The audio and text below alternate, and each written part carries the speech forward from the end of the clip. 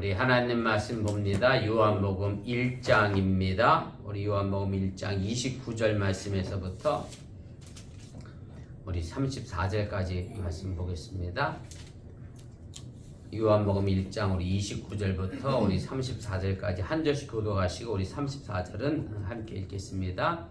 이튿날 요한이 예수께서 자기에게 나오심을 보고 이르되 보라 세상 죄를 지고 가는 하나님의 어린 양이로다. 내가 전에 말하기를 내 뒤에 오는 사람이 있는데 나보다 앞선 것은 그가 나보다 먼저 계심이라 한 것이 이 사람을 가리킴이라. 나도 그를 알지 못하였으나 내가 와서 물로 세례를 베푸는 것은 그를 이스라엘에 나타내려 함이라 하니라.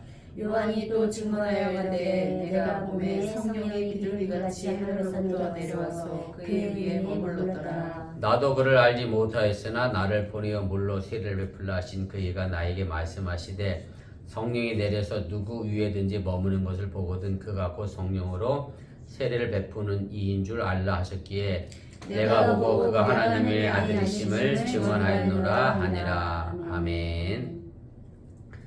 네, 오늘 요한복음 5번째 시간입니다. 세례 요한이 예수를 증거하는 거 2번째 시간이고요. 우리가 지난 시간에 이어 오늘 이 말씀 함께 이어나가도록 그렇게 하겠습니다. 우리가 지난 시간 내용을 먼저 보면 내용 분해를 보시면 이제 세례 요한이 예수를 증거하는 것에 관한 것을 이제 시작해서 우리가 큰 단락으로 보면 1장 19절 말씀부터 해서 1장 마지막 51절 말씀이 연속되는 단어가 있습니다. 증거하다, 그 다음에 찾다, 그 다음에 또 찾고 이제 증거하다. 그래서 요한복음의 전체적인 구조가 큰 단락이 항상 이런 식으로 뭐랄까요, 샌드위치식으로 이렇게 구조가 되어 있음을 여러분들이 좀 상식적으로도 알아두시기를 바랍니다. 그래서 본문계를 보면 그래서 우리가 이미 앞단락에서 이제 세례 요한이 예루살렘에서 온 유대인들로부터 보낸 사람들 제사장과 그 다음에 서기관들이 와서 그럼 도대체 네가 누구냐, 그리스도냐 그랬더니 아니라고 얘기했고 엘리야도 아니라 그랬고 그럼 그 선지자냐 그래도 그것도 아니라고 얘기를 했고요.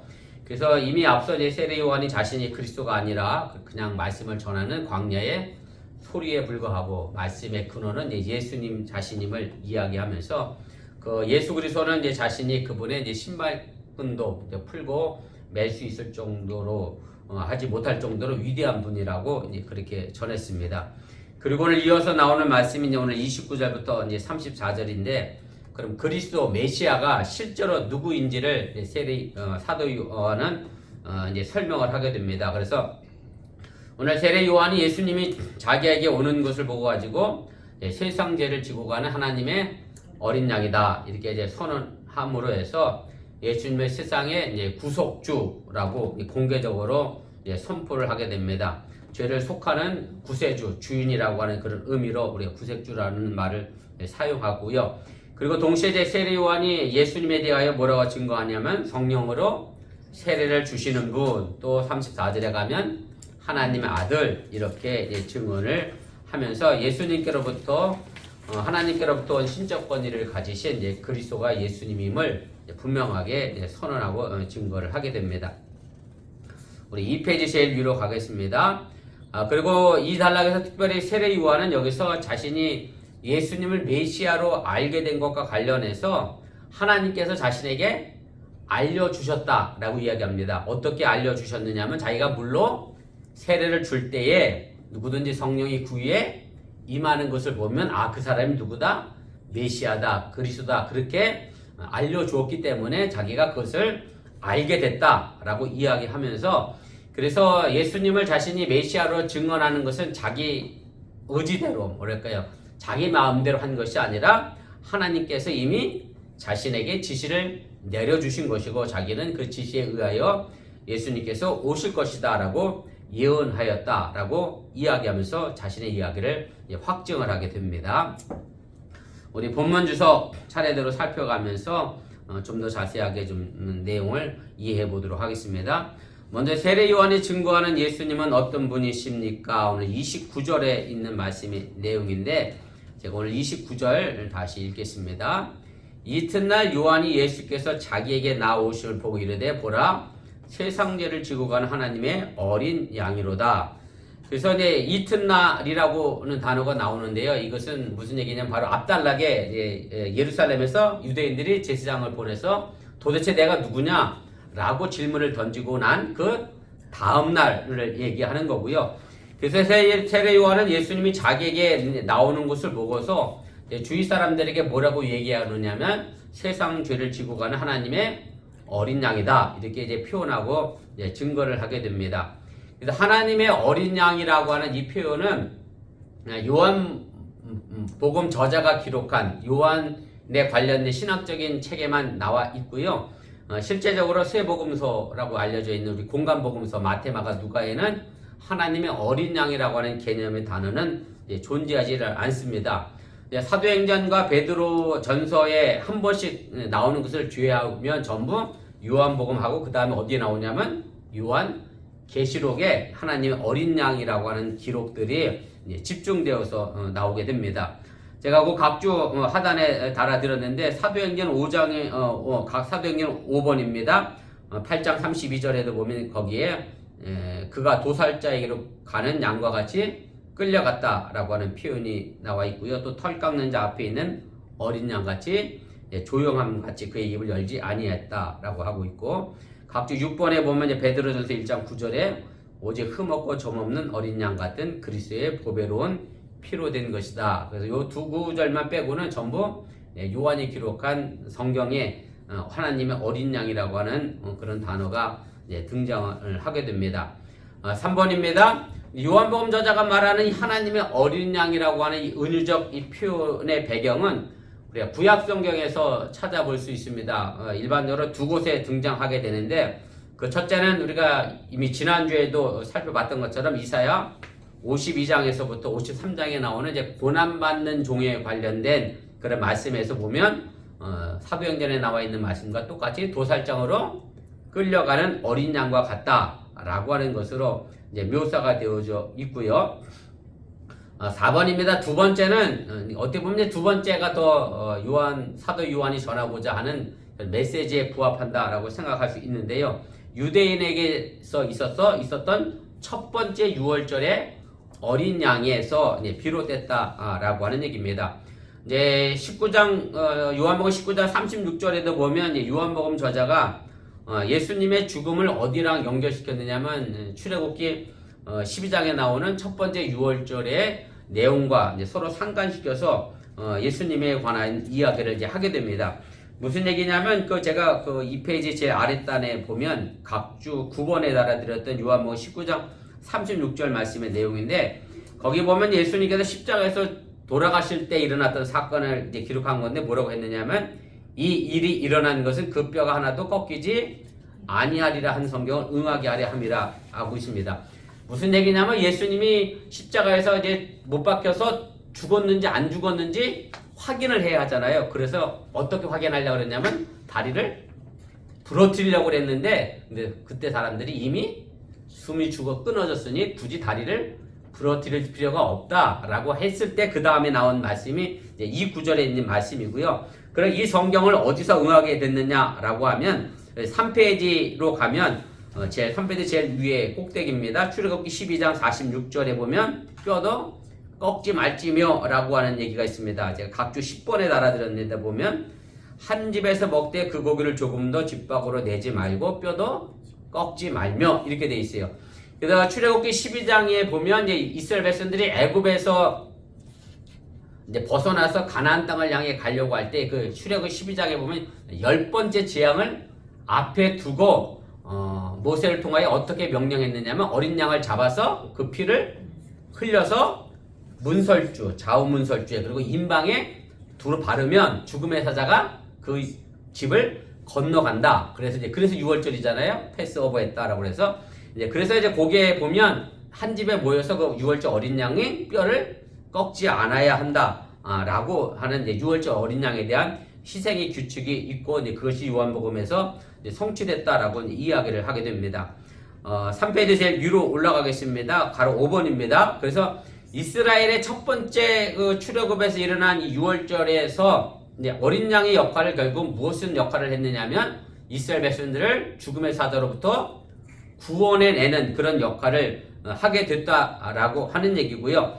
제가 각주 11번에 이제 출애굽기 12장 7절부터 14절까지 말씀의 내용이 너무 길어서 제가 기록하지는 않았습니다. 나중에 시간 되시면 찾아보시면 바로 그 내용이 기록이 되어져 있고, 그럼 첫 번째 출애굽 때는 이제 그런 어린 양의 희생으로 인하여 죽음에서부터 벗어났다라고 하면, 지금 이 시대 그리고 예수님 시대에 그럼 우리의 죄는 어떻게 우리가 속죄함을 받고 그 죽음의 사자로부터 면할 수 있게 되겠느냐라고 하는 질문을 우리가 던진다라고 하면, 그 대답은 친히 세상 죄를 지고 가는 하나님의 어린 양 예수 그리스도를 통해서 우리가 죄로부터 자유롭고 죽음으로부터 자유로워져서 우리가 구원을 얻게 된다라고 하는 것을 요한복음 저자는 이 하나님의 어린 양을 통하여 우리에게 알려주고 있다라고 하는 얘기입니다.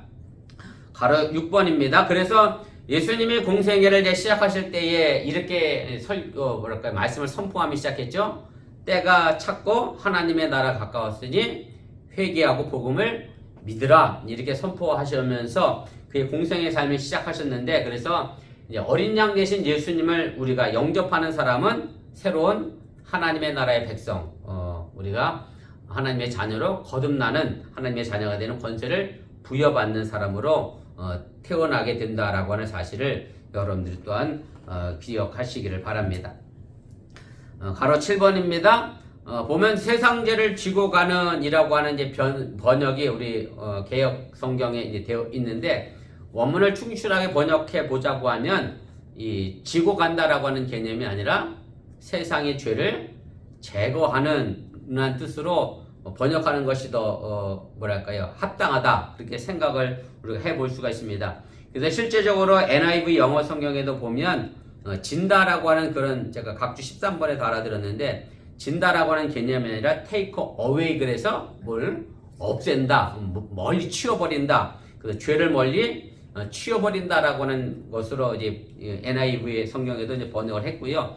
실제로 지고 가는이라고 하는 히라보 단어가 아이로고 하는 단어인데, 물론 지고 간다는 의미도 있습니다만은 또 다른 의미가 뭐냐면 없앤다라고 하는, 제거한다라고 하는 의미를 가지고 있고요. 그래서 예수님께서 세상 죄를 제거하시는 속죄 제물로서 하나님의 어린 양이 되셨다라고 하는 얘기고, 히브리서에도 나와 있습니다만은 예전의 구약 시대의 제사는 어떻게 했어요? 매번 했잖아요. 내가 죄를 질 때마다 매번 했는데, 히브리서에 보면 예수님은 단번에 한 번 죽으심으로 우리의 죄를 영원토록 사하셨다라고 표현하고 있는데, 그래서 구약 시대에 동물로 드렸던 희생 제사와 예수님께서 어린 양으로서의 제사는 완전히 구별되는 것을 오늘 사도 요한은 이야기를 하고 있고요. 그래서 동서고금을 막론하고 인간의 죄를 없이 하신 분은 오직 예수 그리스도 한 분이라고 하는 사실을 여러분들이 믿으시길 바랍니다.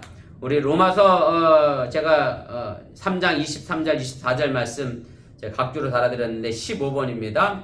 모든 사람이 죄를 범하였음에 하나님의 영광에 이르지 못하더니 그리스도 예수 안에 있는 성령으로 말미암아 하나님의 은혜로 값없이 의롭다 하심을 얻은 자 되었느니라. 그래서 우리가 예수님을 통해서 하나님의 어린 양을 통해서 우리가 의롭다 하심을 얻게 됐다라고 하는 얘기입니다. 그 다음에 이 아이로라고 하는 단어가 사실은 요한복음에 또 한 번 등장합니다. 제가 각주 14번에 달아드렸는데 보시면 요한복음 19장 15절에 보면 예수님께서 빌라도에게 재판을 받을 때에 이제 빌라도가 이제 명절에 대해서 죄수를 놓아주는 전례에 따라 내가 누구를 놓아주기를 원하느냐, 예수를 놓아줄까 아니면 바라바를 놓아줄까 라고 이야기했을 때에 그때 이제 백성들이 뭐라고 외쳤느냐면 없이 하소서 그를 십자가에 못 박게 하소서, 이제 그렇게 외치거든요. 그래서 여기서 없이 하다라고 하는 단어가 뭐였느냐, 바로 똑같이 여기에 쓰인 아이로라는 단어가 사용됐고요. 거기서도 제거하다라고 하는 의미로 이제 쓰여졌는데 뭐랄까요, 뭐 아이러니하다고 표현하면 뭐 어떨지 모르겠습니다만은 유대인들은 예수님이 자기들의 죄를 없이 하기 위해서 이 땅에 오셨는데 본인들은 정작 누구를 없앴어요?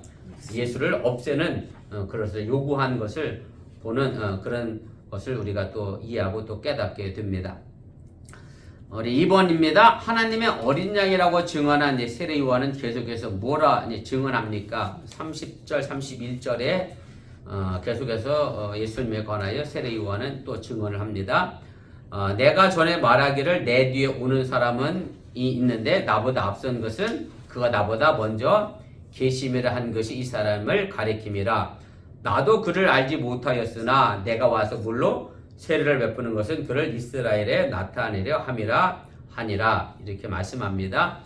오늘 이 30절에 나와 있는 이 말씀의 내용은 사실은 이미 앞서 다 언급된 내용이죠. 요한복음 서론 1장 1절부터 3절까지 말씀해 보면 태초에 이미 말씀이 계셨고 그 말씀이 곧 하나님이셨다. 그리고 그 하나님은 누구냐면 바로 성자 하나님이었다라고 하는 말씀을 했고요.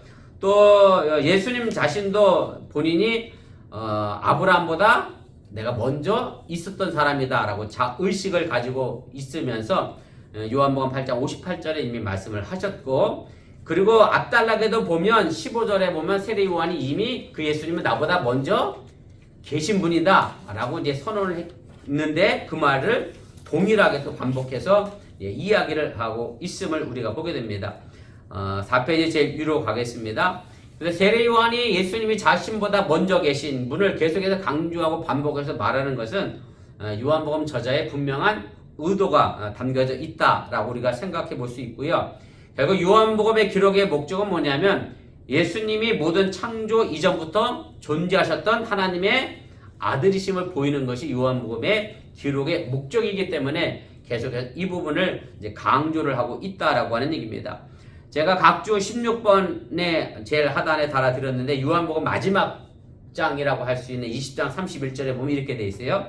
오직 이것을 기록함은 너희로 예수께서 하나님의 아들 그리스도이심을 믿게 하려 함이요. 그래서 요한복음의 기록 목적은 뭐냐면 바로 태초부터 함께 계셨던 하나님의 아들 예수 그리스도를 믿게 하기 위하여 기록했다. 그래서 요한복음이 계속해서 먼저 계신 분을 이제 강조하고 반복하고 있다라고 하는 얘기입니다. 가로 3번입니다. 31절 말씀에 보면 제가 아까 내용 개요에서 말씀드렸던 것처럼 세례 요한도 메시아가 그리스도가 누군지 알지를 못하고 있는 상황이었다라고 하는 얘기고, 본인도 많은 사람들처럼 예수님을 메시아로 그리스도로 알지 못했음을 이야기를 하게 됩니다. 뭐 그렇다고 해서 세례 요한과 예수님이 전혀 개인적으로 모르는 사이냐? 그것은 아닙니다. 왜냐하면 누가복음에 보면 이 세례 요한의 어머니와 마리아가 어떤 관계에 있느냐면 친척이라고 돼 있어요. 제가 각주 하단에 달아드렸는데 보세요. 1장 36절 누가복음 1장 36절에 있는 말씀인데, 보라 내 친족 엘리사벳도 늙어서 아들을 배었느니라. 본래 임신하지 못한다고 알려진 지가 이미 6달이 되었나니. 그래서 사실은 이제 마리아가 네가 이제 예수를 낳을 것이다 그랬더니 아유 내가 사내를 알지 못한다 어떻게 나겠습니까? 저는 못 납니다 그랬더니 아니야 못 날 게 아니라 네 친족 엘리사벳도 이미 나이가 늘었는데 임신했다라고 하면서 세례 요한과 예수님이 친척 관계였기 때문에 개인적으로는 알고 있었습니다만은 다만 세례 요한이 예수님이 그리스도인 것을 메시아인 것을 알지 못했다라고 하는 얘기고, 그리고 메시아가 되는 어떤 조건이라는가 그리스도에 대한 조건에 대하여 그도 자신이 스스로 알지 못했다라고 이제 고백을 하게 됩니다. 가로 4번입니다. 이제 그 전날에 유대인들이 보냈던 사람들이 와서 이렇게 물었잖아요. 네가 그리스도도 아니고 엘리야도 아니고 그럼 그 선지자도 아닌데 그럼 도대체 왜 네가 세례를 주느냐? 이렇게 질문했을 때 세례 요한이 세례를 그럼 내가 왜 준다라고 이야기한 게 아니라 뭐라고 얘기했느냐면 내 뒤에 오시는 이는 나보다 능력이 많아서 성령으로 세례를 준다 이렇게 얘기했거든요. 그러면 이제 세례 요한이 왜 세례를 주는지에 관한 이야기를 지금 하게 됩니다. 바로 그것이 가로 4번의 이야기인데, 자신의 세례를 베푸는 이유가 뭐냐면 그 자신의 세례를 베푸는 것을 통해서 누구를 나타내기 위하여 그리스도를 나타내기 위하여 자신의 세례를 베풀어 준다라고 이제 이야기를 하게 됩니다. 이 이야기도 이제 32절에도 계속 나오지만 왜 그러면 세례를 주냐? 자기가 물론 세례를 줄 때 어떤 이가 성령이 하늘에서부터 임하는 이가 바로 메시아다, 그리스도다 라고 알려줬기 때문에 그래서 자기가 그걸 알기 위해서 뭘 할 수밖에 없어요? 물로 세례를 주는 일을 할 수밖에 없음을 이야기를 하고 있는 것이고요. 그래서 가로 5번입니다. 세례 요한의 사명은 결과적으로 보면 예수님께서 오시는 길을 미리 준비하고 예비하는 사람이고, 그리고 예수님이 어떤 분인지를 알려주는 사람이고, 또 세례 요한의 표현대로 얘기하면 예수님은 흥해하고 자기는 쇠해야 하는 사람으로서 자신이 철저하게 예수님을 오심을 준비하는 사람으로 물로 세례를 베풀 뿐이다라고 선언하고 있다라고 하는 얘기입니다. 바로 6번입니다. 예수님만 나타내고 예수님을 알게 하는 것이 이제 세례 요한의 삶의 목적이었다라고 하는 얘기고요. 그리고 또한 우리들의 삶의 목적도 세례 요한과 같아야 한다라고 하는 얘기고, 그래서 우리가 하나님의 나라와 하나님의 의를 구하는 사람이 된다라고 하면 그 나머지 것들은 하나님께서 우리의 삶과 자녀들과 또 교회와 여러분의 삶의 터전을 지키시고 존귀하게 만들어 주실 것임을 또한 믿으시기를 바랍니다. 가로 3번입니다. 세례 요한은 예수님을 어떻게 알아보게 됐습니까? 오늘 32절 33절 말씀입니다. 제가 읽겠습니다. 요한이 또 증언하여 이르되 내가 보매 성령이 비둘기같이 하늘로부터 내려와서 그의 위에 머물렀더라. 나도 그를 알지 못하였으나 나를 보내어 물로 세례를 베풀라 하신 그 이가 나에게 말씀하시되 성령이 내려서 누구 위에든지 머무는 것을 보거든 그가 곧 성령으로 세례를 베푸는 이인 줄 알라 하셨기에 이렇게 되어 있습니다. 그래서 세례 요한 자신도 예수님이 누구인지 몰랐다라고 하는 말을 31절에 이어 반복해서 이야기를 하게 되고요. 사실 출신 성분으로 따진다라고 하면 누가 더 뭐랄까요 높은 계급이라고 얘기할 수 있느냐면 세례 요한입니다. 왜냐하면 세례 요한의 아버지는 누구였죠? 제사장이었잖아요. 사카랴 제사장이었고 예수님은 갈릴리 나사렛의 가난한 목수의 아들로 태어나서, 그래서 예수님보다 어쨌든 제사장의 아들이었기 때문에 세례 요한이 더 메시아 그리스도가 될 수 있는 그런 상황에서 자신은 결코 그런 사람이 아니다. 조금 더 예수님보다 우월하지 않다라는 것을 이야기하고자 계속해서 자신은 몰랐다라는 말을 하게 됩니다. 가로 2번입니다. 세례 요한은 하나님이 말씀해 주셨기 때문에 뭐라고 말씀해 주셨느냐면 물로 세례를 베풀 때 이제 성령이 임하는 것을 보게 되면 바로 그 사람이 메시아다 그리스도라라고 하는 것을 알려줬다라고 이야기하는 거고요. 그래서 세례 요한 자체도 사실 하나님이 알려주시지 않으면 하나님의 말씀을 제대로 전할 수 없는 그런 사람이었다라고 하는 얘기고, 그래서 사실은 우리가 신앙생활 하면서 가장 중요한 것은 뭐랄까요 하나님의 말씀을 내가 듣고 움직여가는, 하나님의 말씀을 읽을 때 우리가 또 하나님의 말씀을 귀로 듣고 마음으로 들을 줄 아는 뭐랄까 영의 귀가 열려져야 되고 영의 눈도 열려져야 한다라고 하는 얘기고, 그래서 알려주지 않으면 우리도 하나님의 말씀을 제대로 알 수 없는 그런 존재가 될 수밖에 없음을 여러분들이 기억하시고, 그래서 늘 여러분들이 기도하실 때 세례 요한처럼 하나님의 음성을 내게 들려달라 그렇게 기도할 수 있기를 주님의 이름으로 또한 부탁을 드립니다.